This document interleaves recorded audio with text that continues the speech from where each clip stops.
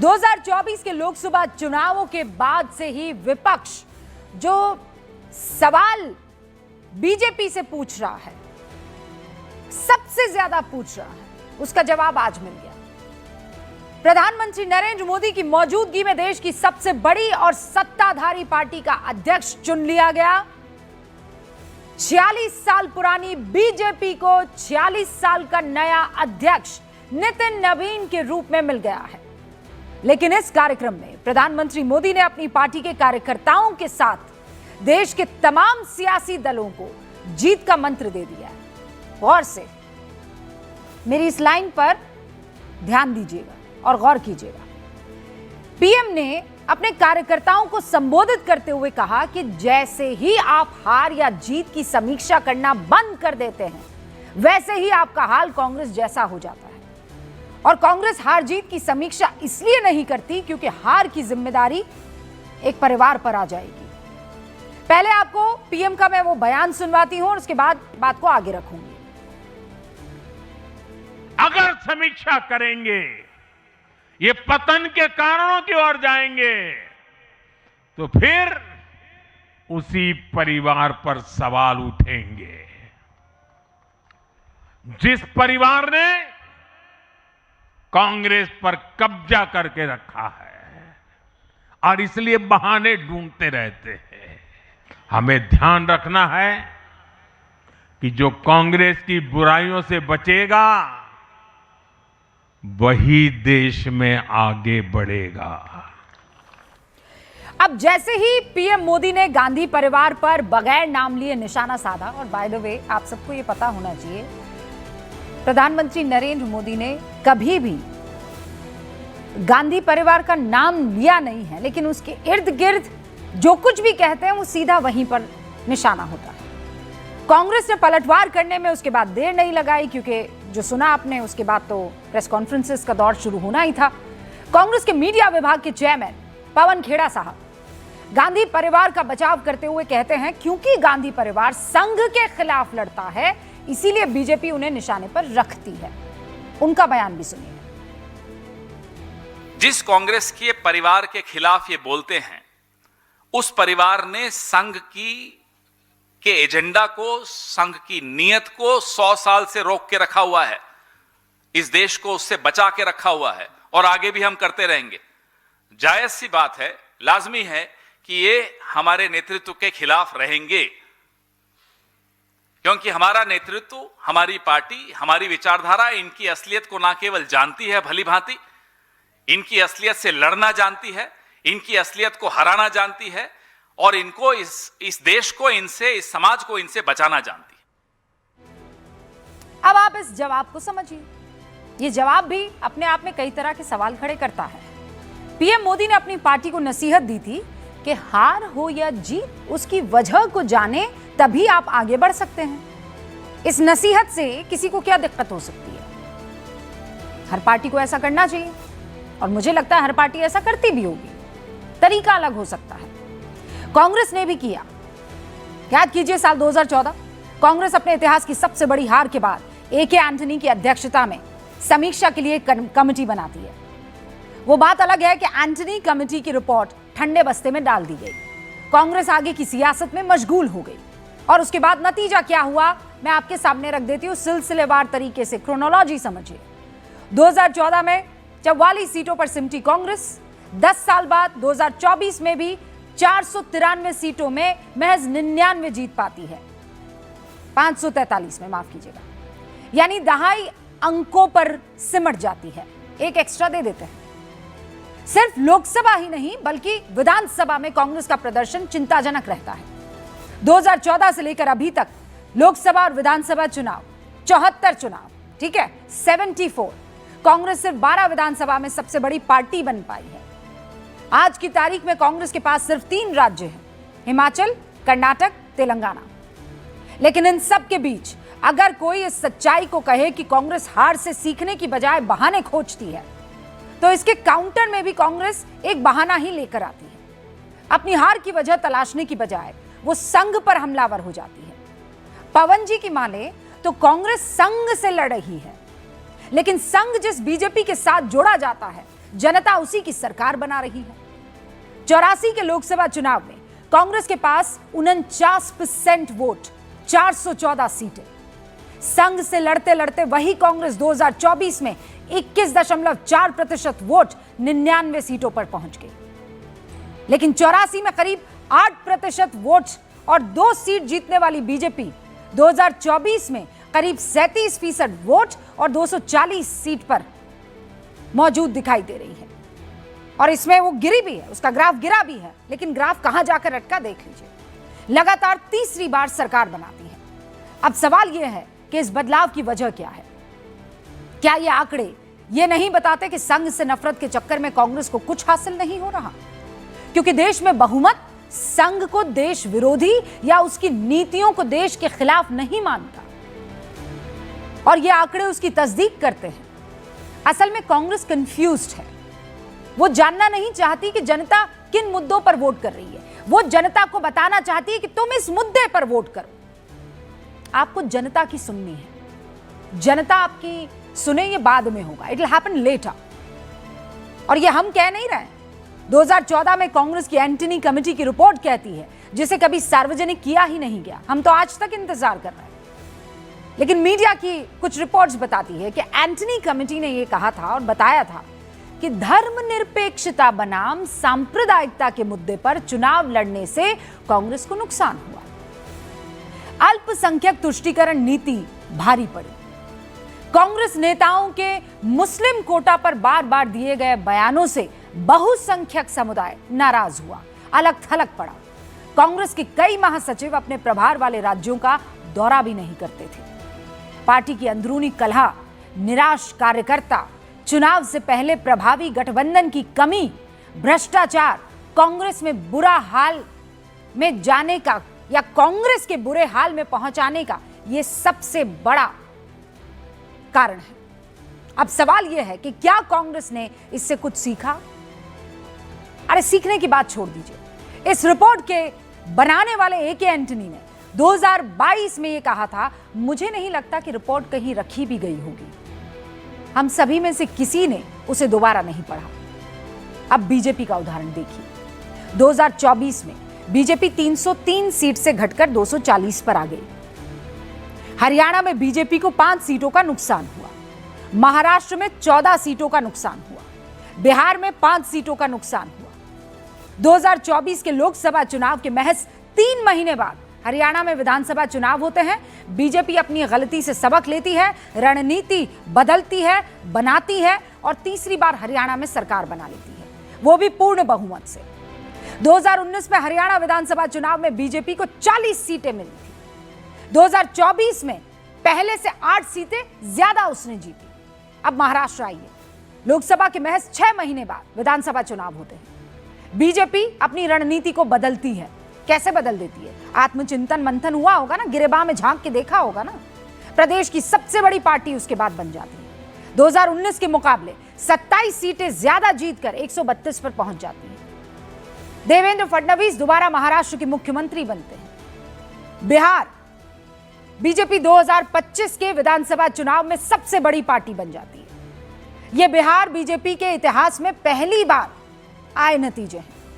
कांग्रेस हर चुनावी हार के बाद कभी ईवीएम, कभी वोटर लिस्ट, कभी चुनाव आयोग, इन सब पर निशाना लगाकर बहाना बनाती है, एक्सक्यूजेस बनाती है। और यह बहाना है, यह हम नहीं कह रहे हैं। अभी हाल ही में महाराष्ट्र निकाय चुनाव के बाद वोटर लिस्ट में गड़बड़ी के बहाने बनाए गए, तो असद ओवैसी ने साफ कहा, हमने भी वोटर लिस्ट चेक की थी, कोई गड़बड़ी नहीं थी। खैर, आज जो प्रधानमंत्री ने बीजेपी कार्यकर्ताओं को नसीहत दी, अगर कांग्रेस उससे सीखने की कोशिश करेगी तो फायदा सिर्फ कांग्रेस का है, किसी और का नहीं है। गूंज में इसीलिए बड़ा सवाल कि क्या कांग्रेस परिवार को बचाने के लिए चुनावी हार स्वीकार करने को तैयार है? पॉइंटेड सवाल। क्या कांग्रेस की हार की वजह सिर्फ गांधी परिवार है? क्या पीएम की नसीहत पर संघ को घसीटकर कांग्रेस फिर बहाना बना रही है? मैं शुरू कर रही हूं गूंज।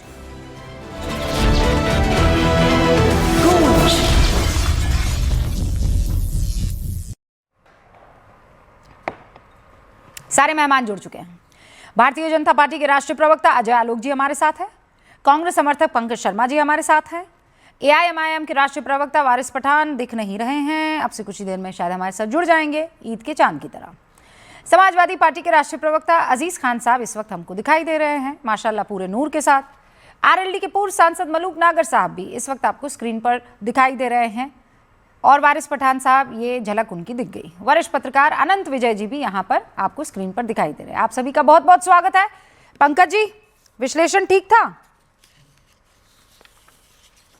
बहुत अच्छा था।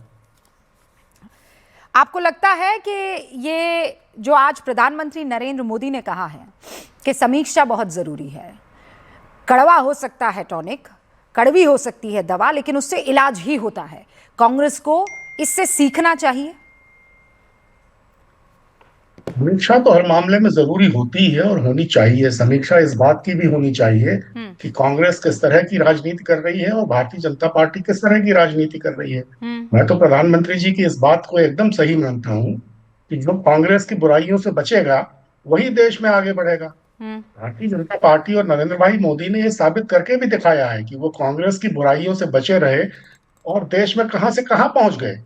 कांग्रेस की तरह जाति की, बिरादरी की, फिरका परस्ती की सियासत करने से इनकार किया होता, सर्वसमावेशिता के मूल्यों के प्रति निष्ठा रखी होती, समाज के हर तबके को समदृष्टि से देखा होता, तो क्या भारतीय जनता पार्टी 2 से 303 पहुंच सकती? नरेंद्र भाई ने जवाहरलाल नेहरू की तरह अगर राजधर्म निभाया होता तो क्या 11.5 साल पहले रायसीना की पहाड़ी फतह कर पाते?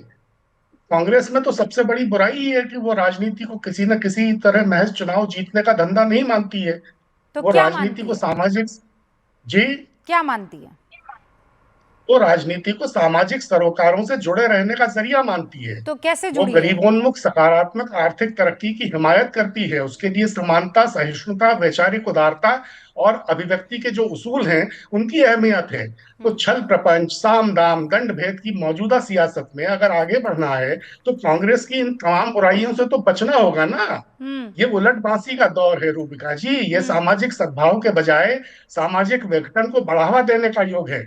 मतलब पता नहीं क्यों पंकज जी मुझे अचानक ये पंकज जी मुझे अचानक इस बात का एहसास होने लगा कि मैं 9वीं क्लास की अध्यापिका हूं और मैंने बच्चों से कहा है कि आपको जो है कुछ लाइनें लिख कर लानी है कि सामाजिक जो सुलेख और वो सुलेख जो है पंकज जी आपने वो सुलेख हमको सुना दिया। मुझे ऐसा लगा, मैं बहुत प्रैक्टिकलिटी सुना दिया क्योंकि ये जनतंत्र की जड़ों में मट्ठा डालने का जो शासन काल है उस पर आपकी निगाह नहीं जा रही है। पंकज जी मेरी निगाह की बात नहीं है। पंकज जी सुनिए ना प्लीज, का जमाना है। नहीं पंकज जी मेरी बात सुनिए। आप ये हमेशा यही दिक्कत होती है, जनता बेवकूफ नहीं है, जनता जानती है, जनता की नब्ज को आपको टटोलना है।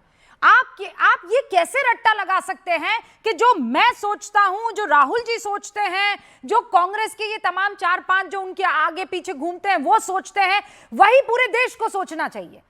अरे सर ये ऐसे गंगा नहीं बहती है, आप उल्टी गंगा बहाने की कोशिश कर रहे हैं जो नहीं चलेगा। आप इस बात को जानते बहुत अच्छे से, बखूबी जानते हैं, लेकिन मानने को तैयार नहीं है। अजय आलोक यहां पर मौजूद है। अजय जी, फिर मामला वहीं आ जाता है कि हम तो सामाजिक समरसता लाने की कोशिश कर रहे हैं, लोकतंत्र की बहाली के लिए काम कर रहे हैं, हम चुनाव जीतने के लिए काम नहीं कर रहे हैं। चुनाव जीतने की मशीन आप लोग बने हुए हैं और वो मशीन आपने कब्जे में की हुई है, इसीलिए इमरजेंसी बहाल करने वाले लोकतंत्र की बहाली का काम कर रहे हैं। शाबाश। अरे रूबिका जी, कोई सोया हुआ हो ना तो उसको झकझोर के उठा दिया जाता है और उठ जाता है, लेकिन जो नाटक करके आंख बंद किए रहे उसको आप कुछ नहीं कर सकती हैं। तो कांग्रेस की चिंता हम लोग क्यों कर रहे हैं? मैं हो गया, आप हो गई, करना ही नहीं चाहिए, बिल्कुल नहीं करना चाहिए।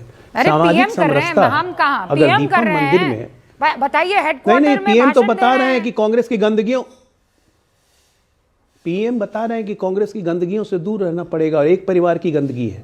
वो ये बता रहे हैं कि एक परिवार ने कांग्रेस जैसी पार्टी को ऐसा कैप्चर किया कि कांग्रेस नाम की पार्टी का अब भविष्य और अस्तित्व खतरे में है।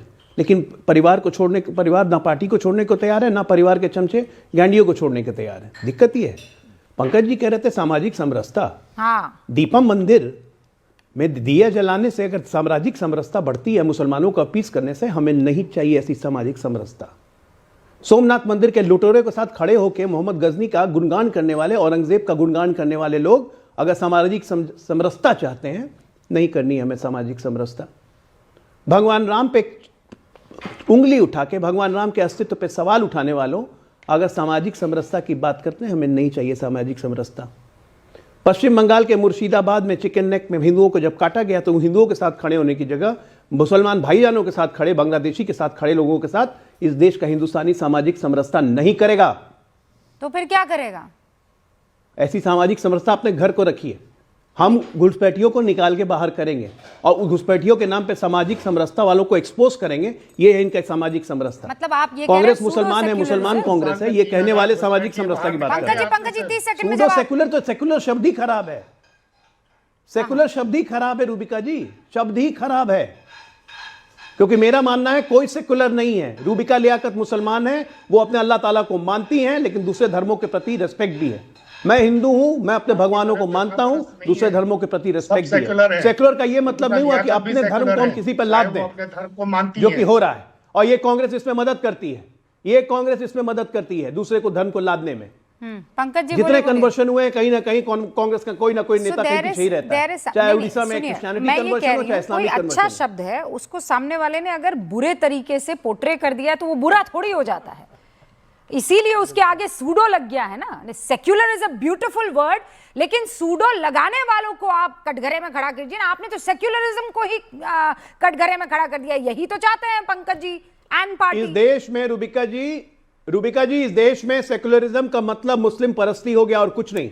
वही और मैं अगर कह आप रही हिंदू की हूं, बात कीजिएगा तो वो कम्युनलिज्म हो उससे गया। शब्द थोड़ी मतलब बदल खराब हो दिया गया जाता ना। है। अरे भाई, उससे शब्द थोड़ी खराब हो जाता है। Secularism is a beautiful word, is a very powerful word, लेकिन जाके जेनजी से पूछिए सेकुलरिज्म मतलब सीधे कहेंगे मुसलमान परस्ती। अरे भाई, वो तो यहाँ कुछ लोगों ने किया है ना अजय आलोक जी। इसका मतलब ये थोड़ी है, और इसका मतलब तो जीत हो गई सामने वाले की, जिसने सेक्युलरिज्म के नाम पर।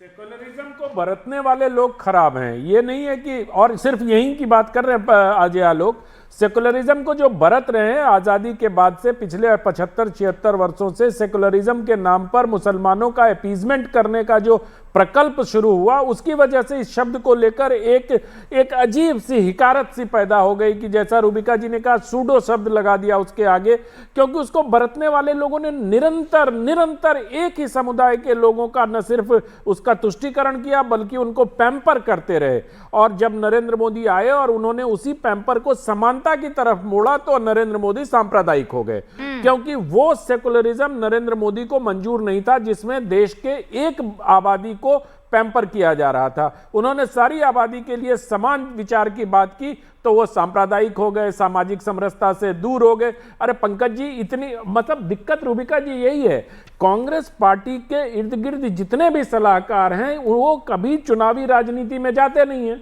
चुनाव लड़ना नहीं है उनको, बस बौद्धिक बातें करनी है। यही कांग्रेस पार्टी की सबसे बड़ी कमजोरी है। और मुझे लगता है कि जिस चीज के लिए लड़ रही थी कांग्रेस, वो तो सबका सब जो है वारिस पठान के दर पर पहुंच चुका है। अरे मैं तो सामाजिक समरसता की बात कर रहा हूं, 10 सेकंड दीजिए मुझे। बस सामाजिक समरसता में मुझे मलियाना का दंगा याद आता है, कितना सामाजिक समरसता थी। भागलपुर का दंगा याद आता है, कितनी सामाजिक समरसता थी। मतलब ये इतनी लंबी फहरिस्त है, नेहरू जी से लेके और राजीव जी तक। 84 में कितनी सामाजिक समरसता कांग्रेस पार्टी ने बनाई, जब उसके शीर्ष नेतृत्व ने कहा कि एक बड़ा पेड़ हिलता है तो बाकी तो घास फूस ऐसे जाते ही सामाजिक समरसता का। Okay Pankaj ji 5 second 10 second याद आती है कि नहीं? अहमदाबाद का जेनोसाइड याद आता है कि नहीं? तो फिर सामाजिक समरसता कहां रही पंकज जी? आप तो सामाजिक समरसता की बुनियाद खड़ी कर रहे थे ना, कांग्रेस की इमारत उसी बुनियाद पे खड़ी कर रहे थे। वो बुनियाद ही नहीं है आपके पास, तो इमारत तो ढहना स्वाभाविक है। आप देखिए, हम लोग सब थोड़ा ईमानदारी से डिस्कशन करते हैं। हाँ, ये सोशल मीडिया का जमाना है, सबको सब सच पता है। ये जो सामाजिक समरसता की चादर ओढ़ के जिस वोट बैंक को लगातार सींचा जा रहा था, पाला पोसा जा रहा था, वो वोट बैंक तो वो देखिए, वो बैठे हैं सफेद कुर्सी पर, वारिस पठान लेकर चले गए हैं। वो वारिस पठान जहां पार्टी खड़ी कर दी वहां चुनाव जीत रहे हैं। वो हो गया सामाजिक समरसता, वारिस पठान। और सामाजिक समरसता वाले कह रहे हैं कि बीजेपी की बी टीम है। हाँ, अब यहाँ कोई सामाजिक समरसता नहीं, वारिस पठान। नहीं, देखिए रूबिका जी, जनता ने फैसला कर लिया, तय कर लिया कि अब ये चैंपियंस ऑफ सेकुलरिज्म की जो दुहाई देते हैं ना, अब इनका खेल खत्म हो गया। अब चादर, अब सिर्फ दरी नहीं बिछाएंगे, अब जनता उसके साथ जाएगी जो उनके साथ कांधे से कांधा मिलाकर खड़ा रहेगा, जो उनके लिए डेवलपमेंट की बात करेगा, विकास की बात करेगा, पॉलिटिकल एम्पावरमेंट की बात करेगा, उनके काम करने में विश्वास रखेगा, जनता उसके साथ जाएगी। इसीलिए जनता को विकल्प के तौर के ऊपर एक पार्टी दिख गई, मजलिस इत्तेहादुल मुस्लिमीन। जनता ने मान लिया कि बैरिस्टर असदुद्दीन ओवैसी साहब वाकई वो शख्स है जो सड़क से लेकर संसद तक उनकी आवाज बयान करते हैं, उनके हक के लिए लड़ते हैं और उनके डेवलपमेंट विकास का काम करते हैं। और आपका रिजल्ट सबके सामने आ गया। अब ये तुष्टीकरण, ध्रुवीकरण तो भाजपा का फोर्टे है, वो करते रहे, लेकिन यहां पर जो सेक्युलरिज्म के चैंपियंस है, ये इस तरह से इल्जाम लगा देना कि नहीं फिर से शुरू, A team, B team, Z team. अरे आप क्यों हार रहे हो? ये समीक्षण करो, सेल्फ इंट्रोस्पेक्शन करो, अपने अंदर झांको कि जनता ने क्यों आपको नकारा। इतने सालों से आप इक्तेदार की कुर्सियों के ऊपर जाके बैठ गए, क्या क्या आपने मुसलमानों के लिए? महाराष्ट्र में रूबिका जी, जब लोकसभा का चुनाव आया था, 48 सीटें थी, पूछो कांग्रेस के प्रवक्ता से, एक भी इन्होंने सीट दिया क्या मुसलमान को?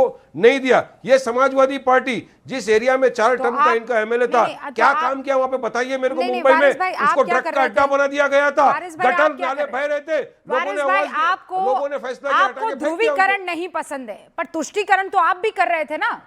आप ही की तरफ से बुर्का निकला था कि नहीं निकला था कि बुर्के वाली बनेगी, बुर्के वाली बनेगी, मेयर बनेगी बुर्के वाली, मतलब दरी नहीं बिछाएंगे लेकिन चादर उड़ा देंगे ऊपर सर से लेकर नीचे तक। नहीं, सुनिए रूबिका जी, मैं आपको करेक्ट करता हूं, सुनिए करेक्ट करता हूं आपको। उठाया इन्होंने पहले बोला कि आई लव महादेव वाला बनेगा, एक हिंदू ही बनेगा मेयर। तो मैंने कहा कि संविधान में कहां लिखा है ये बात? भारत के संविधान में तो कोई भी बन सकता है। तो क्यों ना कोई शेख, सैयद, अंसारी, कुरैशी, मुसलमान बन सकता है। तो एक दिल में अरमान भी है ना रूबिका जी, अरमान, सपना देखना चाहिए, सपने उन्हीं के साकार होते हैं जो उन्हें देखते हैं। पर ये कौन सा सपना है कि इंशाअल्लाह ताला एक दिन बुर्का हिजाब पहनने वाली मेयर भी बनेगी, प्रधानमंत्री भी बनेगी। अगर बगैर हिजाब के नहीं बन सकती है। आप ये कह देते कि कलमा गो बनेगी, आप ये कह देते कि अल्लाह को मानने वाली बनेगी, आप ये कह देते कि ला इलाहा इल्लल्लाह मोहम्मद रसूलुल्लाह फख्र से कहने वाली बनेगी, आप ये कह देते कि हुजूर के अहलो अयाल को आगे ले जाने वाली कोई महिला बनेगी। आपने तो जानबूझ के बुर्के वाली चुना। सुनिए, मुझे बोलने दो। आप क्या मैसेज देना चाह रहे थे? जानबूझ के क्या कि जानबूझ के क्या? मैंने क्या ये कहा कि पाकिस्तान की, अफगानिस्तान की बनेगी? मैंने पाकिस्तान में भी बुर्के वाली नहीं बन रही है। अरे पाकिस्तान में भी बेनजीर भुट्टो बन रही है। वो नवाज शरीफ की बेटी को देखो, वो भी बुर्के में नहीं घूम रही है। मरियम नवाज की बात आप मत करो। तरुण तेजलानी क्या है, वो जो डिजाइनर है, बढ़िया सा माशाल्लाह, उसका शरारा पहनकर आगे निकल रही है। बोलने दो रूबिका जी, मेरी जुबान को बंद करके फायदा नहीं होने वाला। अरे मैं जुबान को कहां बंद कर रही हूं? वो पाकिस्तान जो आप कर रहे हो, पाकिस्तान में हिंदुस्तानी गाने मेरा बयान सुनना है, जनता को मेरा पॉइंट सुनना है। आपका सुन के थक गए इतने वर्षों से, बोलने दो मेरे को। आप अरे बहुत उत्साहित हो गए। अरे पाकिस्तान के संविधान में लिखा है, ऐसा है वारिस भाई, पाकिस्तान के संविधान में लिखा है कि एक ही समुदाय और आपको बुलाया भी इसलिए जाता है, जनता आपको बहुत पसंद करती है। ठीक है, मैं ये नहीं कह रही हूँ कि जनता आपको नहीं सुनना। आपने बुलाया है, बिल्कुल सर आंखों पर बिठाऊंगी आपको बोलने का मौका दिया जाए, और मैं आपको आपकी आवाज भी नहीं दबाऊंगी। लेकिन आप मेरी जुबान पर थोड़ी बुर्का चढ़ा सकते हैं, मेरी जुबान पर थोड़ी बुर्का आप पहना सकते हैं। मैं तो बोलूंगी माशाल्लाह से। नहीं, अभी बिल्कुल आप बोलिए, आपका अधिकार है, आपका चैनल है, आप एंकर है, लेकिन मुझे भी बोलने का मौका दो। बोलिए, जल्दी से बोलिए, 30 सेकंड, बाकी सारे मेहमान फिर उसके बाद आपकी बात को रखेंगे। पार्टी पठान के घर रखोगे तो पठान तो आएगा ही, अपनी बात भी रखेगा। सुनिए, आप पाकिस्तान के संविधान की बात कर रहे हो जहां पर एक ही रिलीजन की बन सकती है। मैं भारत के संविधान की बात कर रहा हूं जो डॉक्टर बाबा साहेब अम्बेडकर ने दिया हुआ है। कोई भी बन सकता है, एथिस्ट भी बन सकता है, खाली अनसाउंड माइंड का आदमी नहीं बन सकता है। और इंशाअल्लाह मैं रहूं ना रहूं, एक दिन बनेगी प्रधानमंत्री भारत की, बन सकती है, नहीं बन सकती है। बाबा साहब अम्बेडकर ने कभी नहीं कहा कि हिजाब वाली बनेगी, उन्होंने कहा कोई भी बन सकती है। कौन बोला?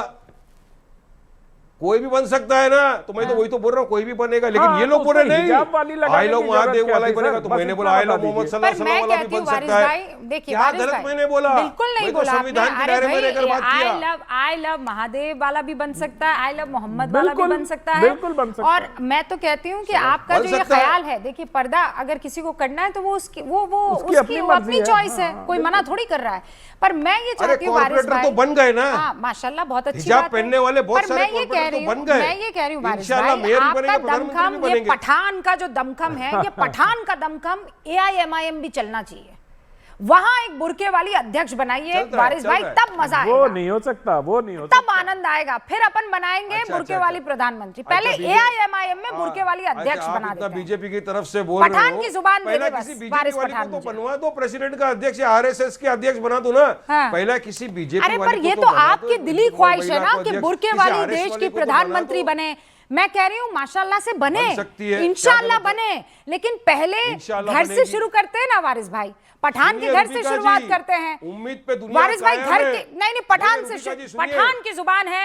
वारिस भाई घर से शुरू करते हैं। एआईएमआईएम की अध्यक्ष बुरके वाली बने और फिर देश की प्रधानमंत्री बने।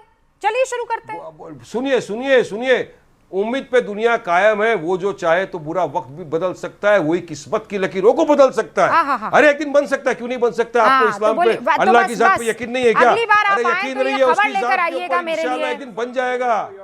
अगली बार आप आए तो ये खबर लेकर बनेगा आइएगा एक कि दिन। बैरिस्टर साहब ने ये ऐलान कर दिया है कि मेरे पार्टी की जो अध्यक्ष हैं वो बुरके वाली है। ठीक है, पहले बीजेपी को तो बोलो बना दे। बीजेपी अरे को काहे बीजेपी बोले? बोलो, RSS बीजेपी ने को थोड़ी बोलो, कहा है कि बना दे घूंघट किसी वाली महिला चाहिए कि को। बुरके वाली अरे चाहिए। महिला एम्पावरमेंट की बात करते हैं, बना देते हैं नॉन मेल को।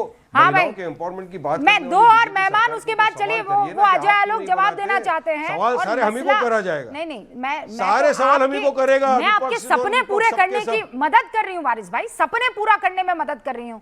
मैं तो आपकी मदद कर रही हूँ कि कैसे आगे बढ़ा जा हमने सकता है। मेयर, अजय आलोक प्रधानमंत्री 30 सेकंड में, उसके बाद दो और मेहमान। ओके, प्रधानमंत्री बनेगी एक दिन। हाँ। और रूबिका लियाकत जाएगी। रूबिका जी, अक्सर ये ट्रेंड आजकल हो गया है, आजकल ये ट्रेंड हो गया है कि संविधान दिखाने वाले खटाखट या वारिस पठान जैसे लोग कैमरा माइक मैं बाबा साहब पहले के एक कंधे पे सेकंड अजय संविधान जी, की बंदूक चलाते हैं। बुरके वाली एआईएमआईएम की अध्यक्ष का इंटरव्यू रूबिका लियाकत लेने जाएगी। मैं ऐलान कर देती हूँ आज, और पहला पहला इंटरव्यू मैं करूंगी। मेयर का भी आप लेंगे हाँ, पहला इंटरव्यू एआईएमआईएम की महिला बुर्का पहने अध्यक्ष का मैं इंटरव्यू करूंगी। ऐलान अजय आलोक जल्दी, और उसके बाद दो और, अजीज खान साहब और मलूक नागर, जल्दी से।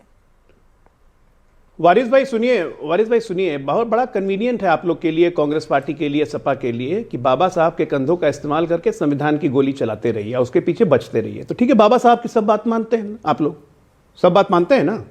तो बाबा साहब ने अपने किताब में ही लिखा था भारत पाकिस्तान के विभाजन के समय कि अगर इस देश के मुसलमानों को चुनना पड़ेगा तो पहले वो धर्म चुनेंगे, बाद में राष्ट्र चुनेंगे, इसलिए पाकिस्तान चले जाना चाहिए। तो चले जाओ पाकिस्तान बाबा साहब की बात मान के।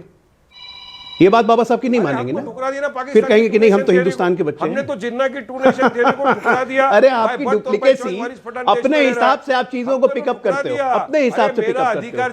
संविधान, सुप्रीम कोर्ट का जब फैसला है राम मंदिर के बारे में, तो यही वो वैसी साहब थे।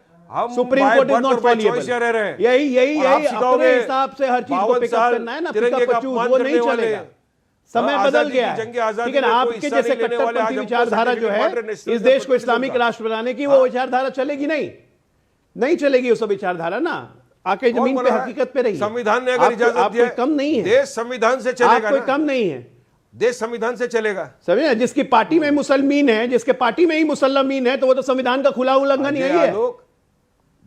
देश तो संविधान, अरे अच्छा, चुनाव आयोग इस पे विचार करना चाहिए। चुनाव आयोग को क्या आपकी मान्यता क्यों ना खत्म करे? अकाली दल अच्छा है आपके लिए, चुनाव आयोग अकाली दल चलेगा कि आपके पार्टी में मुसलमान है, आपकी मान्यता क्यों ना खत्म हो? अरे सेलेक्टिविज्म जो आप लोग का है ना अजय आलोक, ये गलत है। ये बाबा साहब को सेलेक्टिवली और पिकअप संवैधानिक बातें करना, बाबा साहब को पूरा पिकअप करो ना। कब तक संविधान बाबा साहब को पूरा पिकअप करो, कब से आप लोग बाबा साहब को मानने लगे? शरिया लगाने वाले बाबा साहब को मानेंगे। अरे आज तो देश में हो गया रूबिका जी, बुर्का पहनने वाली महिला बाबा साहब को मानेंगे। तकलीफ हो जाती है, केस बुर्का का समर्थन, हिजाब का समर्थन, ट्रिपल तलाक का समर्थन बाबा साहब को मानेंगे। बाबा साहब ने कहा यूनिफॉर्म सिविल कोड लगाने, समर्थन दोगे? इसकी हालत कर दिया आप लोग ने अजय आलोक। संविधान में लिखा है यूनिफॉर्म सिविल कोड होना चाहिए, बाबा साहब ने लिखा है, समर्थन करेंगे पार्लियामेंट में। रस्ते पे तो बात मानते ही हो, देखिए भाग गए बाबा साहब के नाम से, प्रावधान में अरेस्ट करते हो। बाबा साहब का कंधा चाहिए खाली। बाबा साहब संविधान को मजाक बना दिया इन लोगों ने। की बात कर रहा हूं। दोनों रुकिए। मलूक जी, अभी वारिस पठान ने एक जिक्र किया है, बाबा साहब का जिक्र हुआ, और उसके बाद यूपी की कुछ घटनाओं को भी यहाँ पर याद दिलाया गया कि प्राइवेट जगह पर नमाज पढ़ रहे थे 12 लोग, उनको गिरफ्तार कर लिया गया, फिर उसके बाद छोड़ दिया गया, ये कोई नहीं बताएगा, पर हाँ गिरफ्तार किया गया। मलूक जी, और इसमें एक बात सही है मलूक भाई, देखिए आपस में ये जो सब भिड़े हैं, इसमें कांग्रेस वापस 3 में ना 13 में रही। AIMIM एकदम फोर फ्रंट पर दिखाई दे रही है। देखिए रूबिका जी, जहाँ तक बात है, देश तो संविधान से ही चलेगा और माननीय प्रधानमंत्री भी कह चुके हैं कि सबका साथ सबका विकास। यहाँ तक संघ प्रमुख भी कह चुके हैं कि इस देश में इस्लाम के लोगों के बगैर भी ये देश पूरा नहीं होता। तो सोचने वाली बात ये है कि जब संविधान के अनुसार मुसलमानों के लिए हम भी खड़े जहाँ जरूरत पड़ती है, लेकिन कांग्रेस और उसकी साथी पार्टियां जब हिंदुओं की बात आती है ये क्यों मुंह में दही जमा के बैठ जाती हैं। जब कांवड़ यात्रा चलेगी, जब अंडों की दुकान, मीट की दुकान की वकालत करेंगे कांग्रेस और उसकी साथी पार्टियां, तो माहौल को खराब ये लोग करना चाहते हैं। और जो रूबिका जी बात है, आज का विषय है कांग्रेस क्यों कमजोर हो रही है, असली बात यह है कि जो इनकी साथी पार्टियां हैं, जो प्रदेशों में हैं, या जो कहो कि किसी भी प्रदेश में लोकल पार्टियां, क्षेत्रीय पार्टियां, उन्होंने बीजेपी या एनडीए के खिलाफ जाके जो मुसलमानों के साथ जाकर के इतना मजबूत कर लिया अपने आपों को कि मुसलमान भाई वहां जुड़ गए हैं। तो कांग्रेस उनको अपनी तरफ लाने के लिए जिस तरह के बयान दे रहे हैं, यह पाकिस्तान की बात करते हैं, युद्ध में पाकिस्तान के फेवर की बात करते हैं, हमारे देश के खिलाफ बात करते हैं, ऐसे प्रश्न पूछते हैं जो पाकिस्तान के फेवर में जाएं, कांग्रेसी ऐसे प्रश्न पूछते हैं जो पाकिस्तान में ब्रेकिंग न्यूज बने, तो उससे हमारे देश के लोगों को कष्ट होता है। कांग्रेस लगातार मरती जा रही है। और जहां से वारिस पठान की बात है, मेरे साथ संसद में खड़े होके ओवैसी साहब जब बोलते हैं तो वो बिल्कुल पिछड़ों की, दलितों की, बाबा अंबेडकर साहब के द्वारा और देश के संविधान के अनुसार बातों को रखते हैं।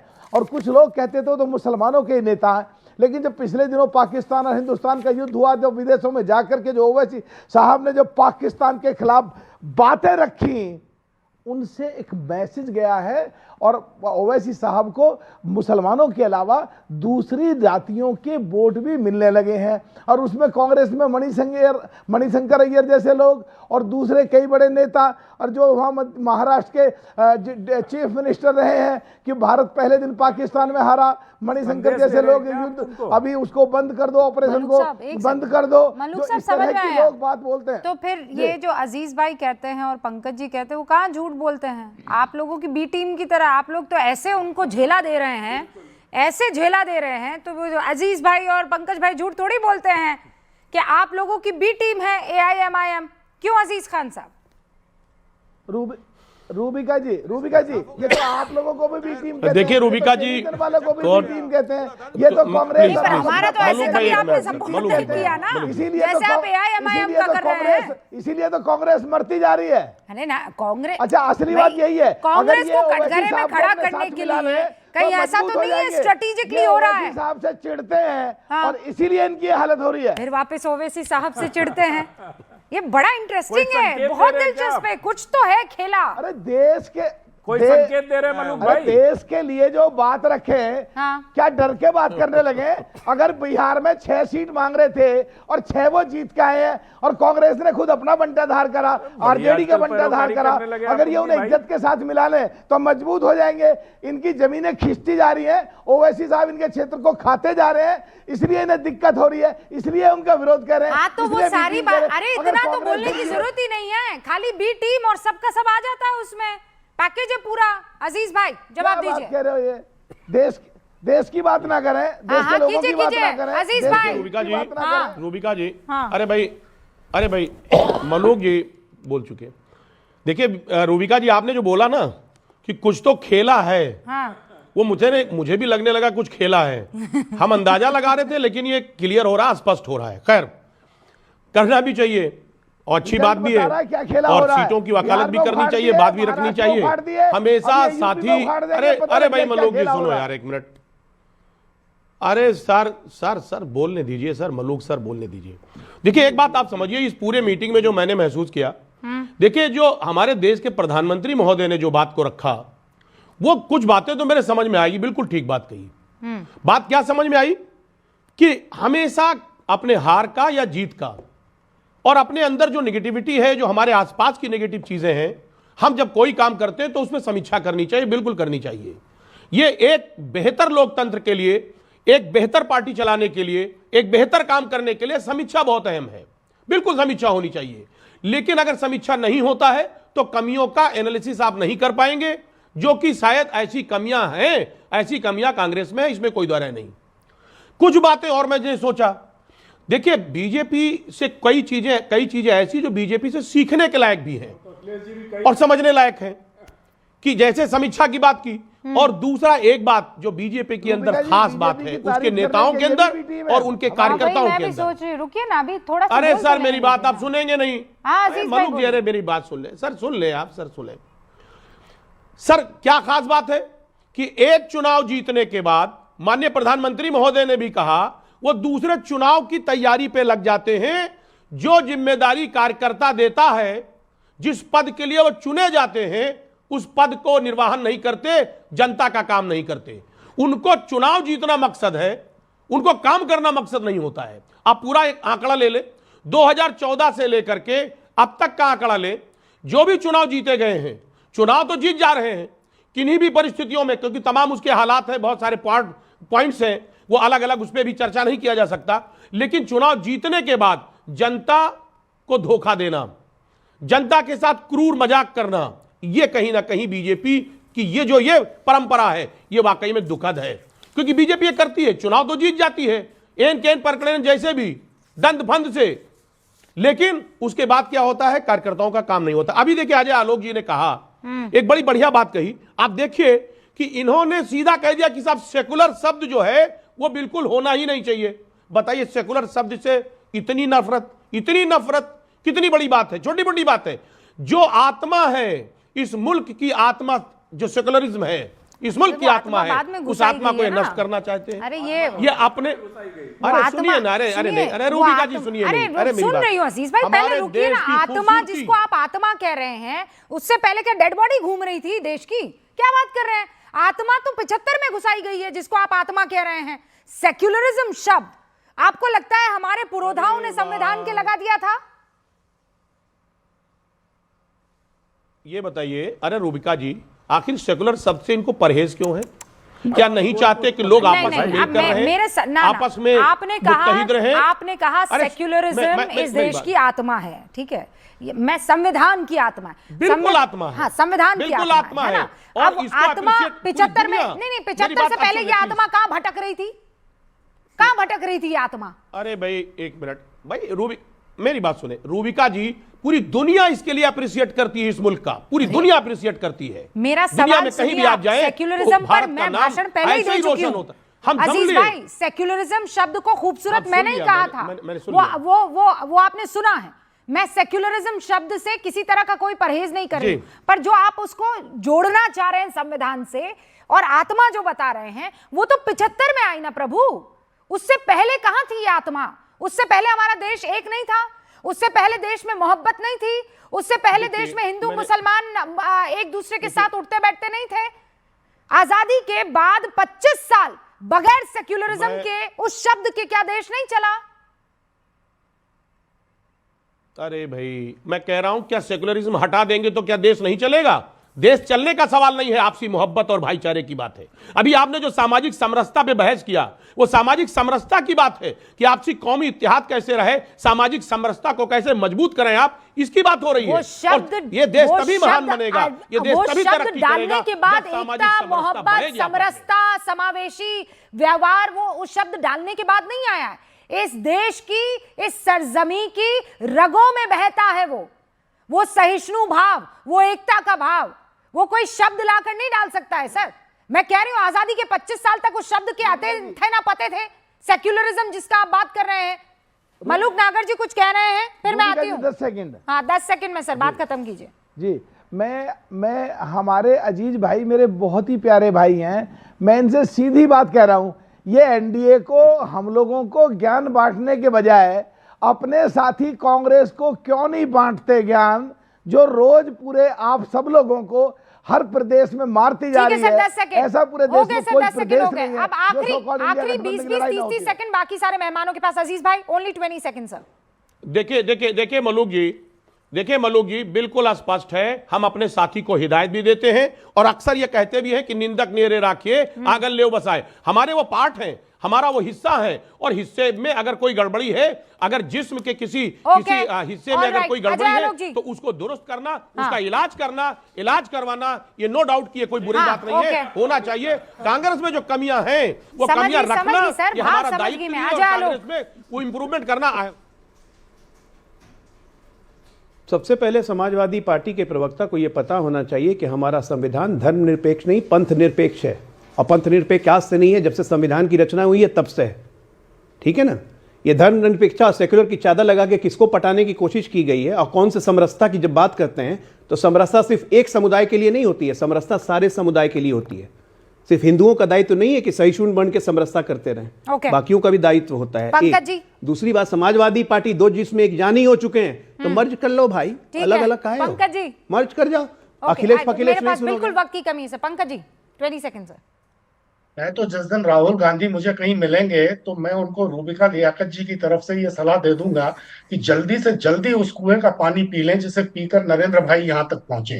नरेंद्र भाई की राजनीतिक अच्छाइयों को अपनाएं और अपना जीवन ले जाइएगा, वो डायरेक्ट सलाह दे देंगी। सर वो मैं 2-4 जगह तो फिक्स है, वहां तो मिल ही जाते हैं। आपको पहले से टिकट विकेट बुक करवा के वहां पहुंच जाना चाहिए, मिल जाएंगे, आई एम श्योर मिल जाएंगे। मतलब पंकज जी आपको भी ये कहना पड़ता है कि अगर राहुल गांधी मिल जाएंगे मुझको तो ये तो बड़ी अजीब सी बात है। मैं सिर्फ इतना कह रहा हूं रूबिका जी, अपनी बात सिर्फ इतना कह रहा हूं कि जिस सेकुलरिज्म से भारत की आत्मा को जोड़ रहे हैं समाजवादी पार्टी के हमारे अजीज खान साहब, 75 में जिस महिला ने आत्मा डाली, आपके हिसाब से 84 में उन्हीं के पुत्र ने उस आत्मा का क्या किया, यह विचार कर लीजिए।